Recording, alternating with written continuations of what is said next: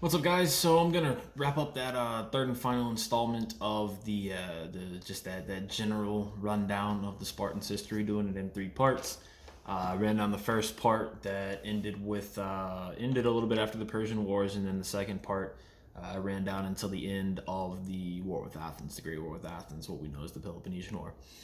And so it is the end of the War with Athens, the Great War with Athens. That really destroys the Spartans. They win, as history knows, but they bear such it's a Pyrrhic victory. Really, it's Pyrrhic. Like they sustain too much hurt. Like quite literally, they lose too many men. There's a lot more than just the actual casualties that they sustain. They sustain societal infiltration, which deteriorates the whole, law code, the pillars of their creed that they lived by. It's almost more. This is really more of a sociological analysis than anything historical. It's you really have to start looking at what happened. And quite honestly, what happened is that during the course of the war with Athens, they were so forced to change that they really never could recover. They really never could become. They became something that they were not. They became something anti-Spartan almost during the course of the war. Now they still were Spartan, right? They still were them, but they lost their coloration. They lost the coloration that made them Spartan, right? It's almost like it's funny. Like if we think of red as the color that is Spartan, right? We think of that's the color we associate with them, because of their famous cloaks. If Sparta was a red, was colored red. After the war, they were like pink. They had lost they had been diluted. They had been diluted. They had just been changed. They were no longer really. They had hints. They had elements that were similar. They were still the same in ways, but they just didn't look the same. And Xenophon tells us as much. It's very funny. In his Constitution of the Lacedaemonians, he tells us, he runs down the law code, and it's funny. I think it's like the very last paragraph, maybe even the last lines of his Constitution. He says something to the effect of, I'm paraphrasing, but essentially he says, do the Spartans live like this anymore? No. He says they don't live like this anymore. It's changed. They've deteriorated. I don't want to put words in his mouth, but he says, no, they don't live like this anymore. And then he says, but did they once upon a time? Oh, hell yeah. Of course, he doesn't say, oh, hell yeah, I guess, but he says, oh, yes, they did. This is that once upon a time. He's basically insinuating that their glory years, their golden age is gone. And that really is what happens after the war with Athens. This is a brief rundown, so I feel like, getting specific and talking about exactly what happened might be better suited for individual videos where I can go into more depth. But that's sort of the place to start out talking, is that beginning. I mean, even during the wars with Athens, I really feel like they were losing themselves. It's a phenomenon. Like at the beginning of the war, they were still them. They were still what we think of as Sparta. 30 years later, 27 years, I guess, to be specific, they were changed. They had just, the wars, like, I think it was something analogous to the American Civil War. It just forever changed the country, the way that the Civil War forever changed the South, and the South is still recovering from that 150 whatever years later. It's just something that it just had an everlasting impact, and it was on all of Greece. If you want to extrapolate and go bigger, it wasn't just Sparta. The whole of Greece was forever changed. But I'm the Spartan guy, so I'm talking about Sparta specifically. And honestly, Athens took a worse brunt than the Spartans. Corinth probably took the worst of all. But as for the Spartans, the only saving grace for them was that they won. But it was a victory short-lived, and literally 30, do some quick math, 33 years later, I believe, 33 years later, their hegemony comes to an end. Literally 3 decades later, after they've won this grand, massive, war of wars to obtain the hegemony of all of Hellas, they lose it 3 decades later. Like in the blink of an eye, it's gone. And that's because it wasn't really a victory. They didn't really win. You have to really define victory here, right? Like, they won. They didn't really win. They didn't win anything. All they did was all in the whole thing for all sides involved was a loss. It was just a mutual reciprocating loss across the board. Like, nobody won. Even the victor was not a victor. And that's the whole point. That's why they couldn't sustain their empire. And I say empire because, I mean, they had an empire, but it was they inherited what the Athenians had. And the Athenians had a legitimate empire. Granted, a small one, not on the scale of, say, Rome, but they had a Greek empire, a Hellenic empire for sure. And without talking about it, the Spartans inherited that, and they were not built for empire. The Spartans were a very isolated, communal, traditionalist people. They were not. They did a hell of a job. It's a discussion that merits talking about, a subject that merits talking about. They did a hell of a job adapting during the war to win. Things like adapting in a navy and training and spitting out what they call the navarchs, the I guess what we would call admirals. Lysander, who I'll talk about in a minute, was a great figure. They did a great job of, at first being this great and mighty land army and becoming a great naval force, and just like there's just too much to go into, but in instances like that, they did a great job of adapting, but that adaptation came to an end after the war. They were too hit, too hard, and it just was unsustainable. I mentioned the adaptation because you want to think, well, after the war, why didn't they adapt to empire? They were so beaten. Like I'm struggling for the words and stuttering because it's hard to talk about. There's a lot that goes into it, and I don't know how you just brush over. But they were just so beaten by that war that there was no more adapting for them. They were finished, and it literally was only that's what Leuctra was in 371, which most of you guys probably know. Leuctra was just a matter of time. Leuctra was not anything the Spartans did wrong. Leuctra was destined. It was gonna happen no matter what. Leuctra was coming. If it hadn't come in 371, it would have come in 361, 351. It would have come. The Spartans could not keep up anymore. They're lucky to have won the war, to be perfectly honest, with Athens. And by a lot of rights, they shouldn't have even won. And that's not a knock on them. I talked about, the Athenian wars in the last video. It's not a knock on them. They weren't built for empire, and they weren't built for a global war like that. And in their day, that was a kind of a global war. It was an international war, at least. It'd be kind of like fighting, again, like in America, like talking about the Civil War. It'd be kind of like fighting, not just the Civil War. The Civil War in America was kind of just along the East Coast. It would be like fighting from California to Virginia, like East to West Coast. Like, it's just, it was expansive. It was their whole world. I mean, granted, maybe not that big but like proportionally, but it was an international war for them, and it stretched all the way to Sicily, which was truly global. It's just, I'm getting into a few too many details, but it was a massive war that they were not built for. Again, isolationists, traditionalists, land army, no navy. They weren't even built for that war. It's a miracle they won. To be perfectly honest, it's a miracle that they won, and they did. But that was it. There was going to be no more victory after that. And I guess this is where I go into talking about the Corinthian Wars. The Corinthian Wars are the next series of conflicts, and it just further devastates them. We have the Battle of Nemea, which they win. That's probably the most famous battle in the Corinthian Wars. That the Spartans are victorious in, but it's in no way decisive. If there is one period of the Spartans' history that I am a little bit rusty on, it's this period. It's this final bit of the classical period from, say, 404 to 371. It's just a little bit rustier on it. So much of my recent knowledge has been poured into my book, my work of historical fiction, the first of a 6-part series, and that centers, of course, around the Persian Wars. So that's where, I've studied the whole of Spartan history, but that's where most of my knowledge has been poured into recently. So I got a little bit of rust here, so I may not be able to give you as many details as I do on some of the previous parts, but that's cool because that'll allow me to touch up. And by the time that I do some actual videos on individual topics within this final period of the classical period, I'll be able to dish it to you. But for now, I can definitely cover that. Give you the general rundown, which is all this is really. It's all this is.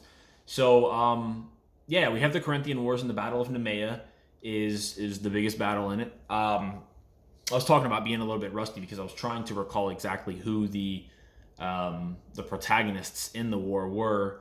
Sparta was basically lined up against everybody. Sparta was fighting essentially the major antagonists against Sparta were Athens, surprise, surprise, Argos, surprise, surprise, and the funny one is, and I think Thebes was in there, which is no surprise. I know they were actually. The funny one is Corinth. Corinth, and this is really, long story short, Corinth was always Sparta's greatest ally. Corinth and Tegea were probably her two greatest allies. And she now turns on Sparta. And basically what had happened is, I mentioned a minute ago actually, that of all of the Hellenic poleis that sustained those losses during the Peloponnesian Wars, Corinth probably took it the heaviest. So long story short, they came out like obliterated. And they had sided with the Spartans, and it's just, again, long story short, they were not very happy with their position. They probably weren't happy with the way the Spartans had handled some things. They're not happy now, and you can just kind of suffice it to say they want their revenge. So it's pretty astonishing that I think it's really testament to just how much the Spartans are crumbling. Even their greatest ally has turned against them. This is the end for the Spartans, and it really is. I said, guys, it really only was a matter of time. They're lucky to have won the Corinthian Wars, which they didn't really win. I shouldn't even say that as more of a. There was a piece whose name I can't remember, but there was the King's Peace, the Peace of Anthalkidas. In, I can't remember the year, but anyway, it doesn't matter. The Peace of Anthalkidas, it's concluded with one of the parties involved is the Persian king, so they're again ally. They're again involved with the Persians as they were at the end of the war with Athens. So it's all just kind of going down the drain at this point. They don't really win the Corinthian Wars, but they get out alive, and they don't really sustain, anything too much worse. It's just sort of a stalemated war, but it's just one more chink in their armor, really. And then the final, and there are definitely, I'm trying, again, guys, this is like rundown, so there are incidents and instances that I'm leaving out. And even though I talked about some of my rustiness, like I am just intentionally skipping over some of this because this is a rundown. I'm trying to keep it short, and everything I talk about within these periods, I'll do an individual episode on everything, every battle, everything. But for now, I'm trying to just run it down generally.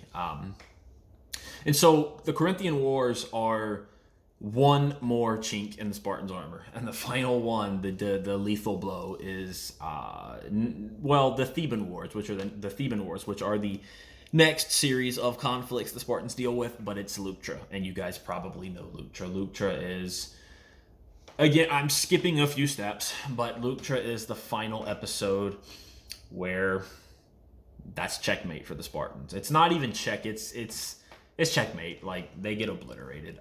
They get blown off the board, And basically, if you guys don't know, because Leuctra is one of the most famous instances in the Spartans' history, it's where they meet their end. That's why. It's quite the antithesis of Thermopylae. It's the nadir where Thermopylae is their zenith. So it's just they're antagonistic, they're polar opposites, and that's why they're probably the two most famous instances from their history for different reasons, Thermopylae and Leuctra. So for those of you who don't know, Leuctra was fought against the Thebans in 371 BC. Epaminondas is the Theban commander, famed throughout all of not just Greek history, but all of history, really, a brilliant commander. I can't recall the numbers exactly of what each force brings to the field. The Spartans are, I believe, allied with somebody else on the field, as are the Thebans. Anyway, the point is, I think they're pretty evenly numbered, pretty evenly matched. But Epaminondas pulls out this really revolutionary tactic. See, Phalanx warfare was pretty much just fought like one-on-one, even numbers. And that's why the Spartans were always so dominant. One-on-one, they were just better. They were just stronger, faster, more powerful, better trained tactically, skillfully, their dexterity, their coordination. This is what they trained for. So one-on-one, you couldn't beat them. But what Epaminondas does, he stacks his left wing. Had to do the logistics in my head. He stacks his left wing 50 men deep against the Spartans. I forget, they were either 8 or 12 deep, but it's, it's way, significantly way fewer than Epaminondas' than the Thebans 50 deep. Now, I am actually forgetting if he stacked the Sacred Band or not. I think he stacks the Sacred Band on the Spartans' left side, or the Spartans' right side on his left side. The Sacred Band was basically the equivalent of the Spartans' 300. It actually was a band of 300 men, a pair of 150 pairs of lovers, as far as my knowledge goes. And they were at the bond of lovers was actually instituted to make the men fight harder, which proved very rational and true, and very effective at Leuctra, of course, because, well, they end up breaking right through the Spartans' ranks. 50 men deep against 12 men deep, the Spartans crumbled. The strategy was revolutionary, as obvious as it seems, right? Because phalanx warfare is a pushing contest. So basically, whoever can generate more, I don't know what the physics terms are, but more force, and weight's going to be a part of that, mass, right? It's a critical component. So you wonder why nobody ever did this before, but we don't know of anybody doing it. And it's the idea would be you would probably have to weaken the other flank of your force. So if you add men to the left side, you're probably gonna have to take away from the right side. But I think that's what he did, Epaminondas, that is. But he's confident that his right flank can hold and that his center can hold, and that the left will collapse the Spartans' right, which is exactly what happens. And that's game over. They rout. It's like one of the only times, as far as my knowledge goes, it is the only time the Spartan army breaks in a rout. There's a couple other instances where they have defeats or something resembling a defeat, but I think this is the only time they ever break and run. Anybody can correct me if I'm a little bit off on that, but this is unique. This is devastating for the Spartans. Not only are they physically by numbers done, but their morale is shot. The Hellenic world no longer is going to look up to them. They broke and fled into the one thing that a Spartan army is never supposed to do. And even at Pylos, when they surrendered, there was a very legitimate reason that they had surrendered. And I think a lot of people could look at the situation and understand, as the Spartans did, that it was a screwed situation. There was no win. This is different. They got their ass straight up whooped. And when they actually could have stayed and fought, they fled. It's basically, Leuctra is when the snowball rolling down the mountain crashes into everything and destroys everything. Like, the snowball has been generating force for 3 decades, or even probably, I would say, like a half a century. And it's just finally crashed and blown everything to hell. That's what Leuctra is. So the end of the Spartans' history is not pretty. It's a sad one to talk about. It's nostalgic in a lot of ways. Again, guys, there's a lot that I've skipped over, less due to my rustiness and just more due to honestly trying to keep it short, because this is at 20 minutes and this is around where I try to keep them. But the idea of the final period of the Spartans' history is that it's just not pretty. Like, it's everything we know that we kind of know and love about the Spartans does not come from this final period from, say, 400 to 370. This is when it all fell apart. And I think that's why I spent a little bit of time in the beginning talking about that, is that's the thing to remember. Like, there's really no glory. If there is one glory to hold on to in this period, it's probably from King Agesilaus, who is a hell of a figure. And I'm not going to spend any time talking about him right now, really, because he would be, a topic, an episode unto himself. But Agesilaus is arguably the greatest king that ever ruled Sparta, and I find him fascinating, and I find him just fascinating because he's ruling. He's an old blue-blooded Spartan, but he's ruling in a time of disintegration, right? Of societal, moral, ethical disintegration for them. Like it's like Xenophon said, like they've lost themselves, and he knows it, and the Spartans themselves know it. And I think Agesilaus is kind of trying to hold it all together. Great king, great guy, and so he may be. He's probably one of the few bright spots for them at this time, and I think he holds a lot of it together. He is such a I don't want to call him a politician. That's got like kind of negative connotations, especially now, but he is such a statesman that he's really able to maneuver and hold them together. And I'll definitely have to talk about him some more, but he's maybe one of the only bright spots. Lysander, is polarizing, but he dies in 395 at the end of this period. The only really great figure you have left probably is Agesilaus. So, you have a bright spot or two, but the whole thing pretty much is decline, decay, disintegration. Not a really pretty picture. And I think if you can just be insightful and see into what the Spartans were going through, you see that Leuctra and their downfall was only a matter of time. It wasn't like they did anything wrong to arrive at that point. They just literally fought so many wars for so long and just dealt with so much shit in general. I mean, nobody can bear that burden, and they certainly couldn't. Even as kind of in certain ways, as the mightiest of men as they weren't built for that. They weren't built for empire. They weren't built to fight an international war. Like I said, they weren't built to. They were just the guys who kind of trained all day and minded their own business and had the capability to, fight an evenly matched one-on-one battle and whoop ass.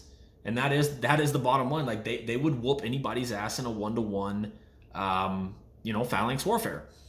But phalanx warfare after phalanx warfare after warfare after warfare, the idea is just they couldn't do it forever. Tactics get, revolutionized and changed. They're dealing with archers and slingers and, again, guys, details. But the world changes in this period, and although they adapt, they're just not built for it. Like for them to survive that period, they literally would have had to become something different. And the crazy thing is, it's I think it's moving in a way to talk about. As much as they adapted, there was a line they drew in the sand, and they were not going to cross it. They said, we'll do this and we'll do that, but the moment you ask us to compromise our morals, our law code, we're not going to do it, even if it means our demise.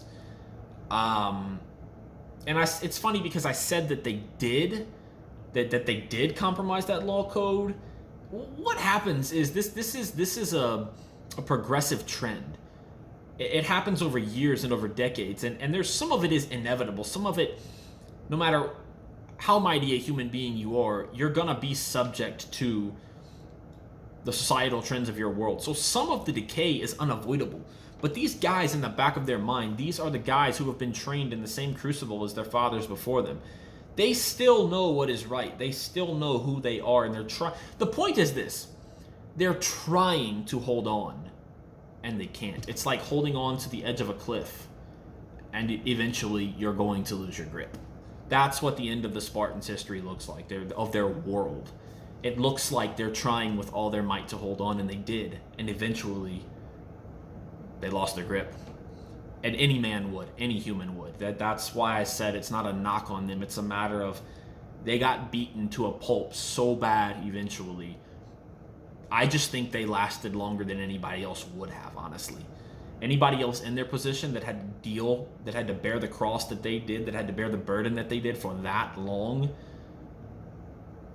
it would have crumbled far longer than them. They managed to last like 100 years fighting the way that they did, give or take, depends on how you define it, but certainly a half a century easily, just constantly warring and just honestly getting their ass beat half the time.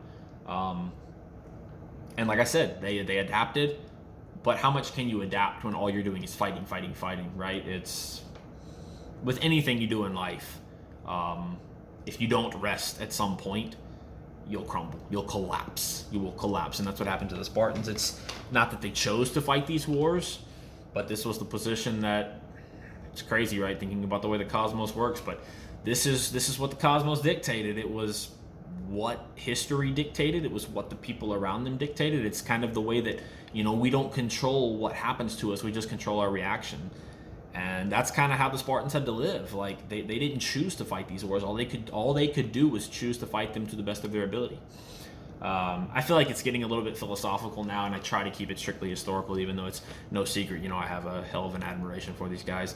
So yeah, trying to keep it strictly historical. But that's the big idea, guys. I'll do a lot more talking about the specifics within this final part of the classical period. The Corinthian Wars, the Theban Wars, some battles within them. Again, Agesilaus, maybe some stuff on Lysander. I'll do a lot more specifics, but I think the biggest thing I keep going back to is just that the collapse was inevitable. There was nothing in the world that would have prevented it. And for those who want to say, well, they needed to adapt better, the thing is, to adapt, they no longer would have been them. They would have become something. They would have become something else. They would have become something other than what we call and what we know as Spartan. That's the point. It was a lose-lose for them. They change, they become something different. They lose their essence, and they basically would have died anyway. The alternative is to try to retain, try to hold on to who they were and die anyway, in a very literal sense. It was a lose-lose. It's a really kind of, not morbid isn't quite the right word, but it's kind of a demoralizing topic to talk about, I think. For anybody, lover of the Spartans or not, it's just thinking about a situation where people's is just doomed like that. It's not real uplifting, but there is an uplifting note to it, and I think it is the fact that they did hold on for so long.